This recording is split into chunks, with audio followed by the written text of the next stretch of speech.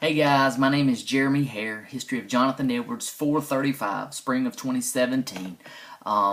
Just wanted to say it's been a pleasure getting to know each and every one of you guys. This is actually my last assignment as an undergraduate student at Liberty University. It really has been a pleasure not only to learn from University of Liberty, but also the wonderful professors. I go a lot more in depth in my main presentation, my main research. Today I'm going to just hit the main topics of what I covered. My research assignment, the title is Jonathan Edwards' Impact on John Piper. I'm going to just hit over about 3 or 4 sources today, but in my actual research there's probably 10 or 12 sources that I actually use. The main sources from my work today is desiringgod.org, the article A Personal Encounter with Jonathan Edwards, as well as the article John Piper on the Values of Reading Historic Christian Biography. John Piper learned about Jonathan Edwards while he was in seminary. One of his professors told him that he needed to study one theologian, one philosopher, and stick with him and learn him well. And that's what Piper done, and it was Jonathan Edwards. And that's when he started reading a lot of his treatises and trying to understand the mind of Jonathan Edwards and his theological foundation. And there is so much more that you could learn about John Piper's theology and how it's a reflection of Jonathan Edwards by doing a more in-depth study. But for the time restraint that I have, I'm going to just hit on 6 areas that I learned about in my study that just stuck out the most of where John Piper got these from Jonathan Edwards. The 6 that I learned the most about was the Trinity, freedom of the will, the beauty of all things, which he learned about this when he read The Nature of True Virtue. Another one that Piper really gleaned from Edwards is about the idea of glory. The 5th being the order of worship, and the 6th being work. Now, I go very much so in depth in my research assignment, but just to kind of give you an overview of what we're talking about here. In the Trinity, when Piper was in seminary, that was one of the first treatises he read was about the Trinity that Jonathan Edwards had wrote. And the exact words of John Piper was, "I read it and understood it the best that I could."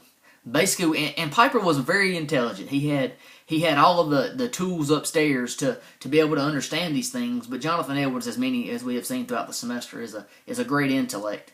But John Piper learned quite a bit from this one treatise about the Trinity and how the 3 in 1, and that started to form his theological stance. Because as a young seminary student, he knew a lot, but all of the pieces were not quite connected. And when he started reading these treatises, it started pulling these pieces together and started to build his foundation. I mean, it's just like building a house. You got a stack of bricks, but that don't make a foundation. And that's kind of what Piper had. He had a stack of bricks, and when he started reading Edwards, that started getting these bricks and started making the square and the outline to give him that foundation that he is so richly richly had for the last 40 or 50 years. Another one that he learned was freedom of the will.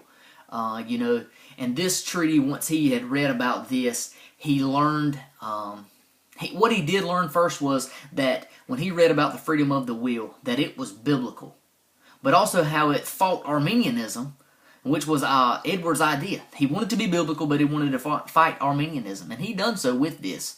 So that was another one, was freedom of the will. The beauty of all things, when he read The Nature of True Virtue, he read this, and he said when he closed the book, he looked at everything from there on out differently.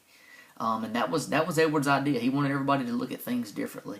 The idea of glory, which is the main theme of both of these guys' idea of theology, was that of glory, is that God created the world to glorify Him, and He does so through humanity to glorify Him even more. That's the main turning point in Edwards as well as Piper. The order of worship.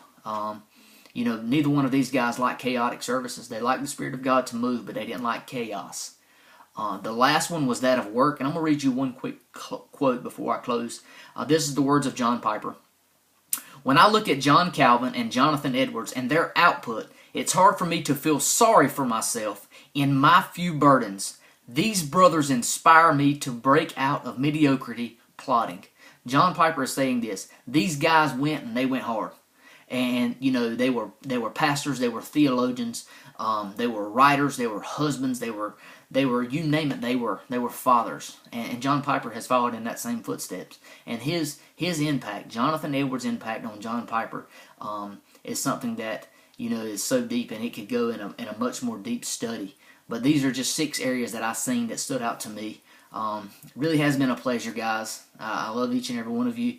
I continue to pray for you, not just throughout the semester, but when the semester concludes.